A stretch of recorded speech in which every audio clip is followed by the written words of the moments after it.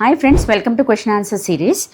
ఈరోజు ఏంటంటే కీర్తి గారు అడిగారు, ఎన్టీ స్కాన్ అంతా నార్మల్గా ఉంది మ్యామ్, కానీ డబుల్ మార్కర్ టెస్ట్ రిపోర్ట్లో ఇంటర్మీడియట్ రిస్క్ అని ఉంది. What to do, please give me suggestion. I'm very tensed with this report ma'am. ఇందులో ఫ్రీ బీటా హెచ్సిజీ 3.98 ఉంది మ్యామ్, అండ్ ట్రైజోమి 21 అనేది 1:320 ఉంది మ్యామ్. ఓకే, సో కీర్తి గారు యాక్చువల్లీ ఎన్టీ స్కాన్ అంతా నార్మల్గానే ఉంది, కాకపోతే మనకు డబుల్ మార్కర్లో ఇంటర్మీడియట్ రిస్క్ అని ఇచ్చారు.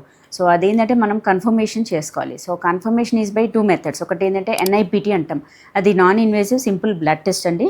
అందులో ఏంటంటే ఇప్పుడు ట్రైజోమి 21 మనకి ఇంటర్మీడియట్ రిస్క్ ఉంది. అందులో ఏంటంటే ప్రతి ఒక్క క్రోమోసోమ్ కూడా మనకు అనాలిసిస్ చేసి అది హై రిస్కా లేకపోతే లో రిస్క్ అనేది ఇస్తారు.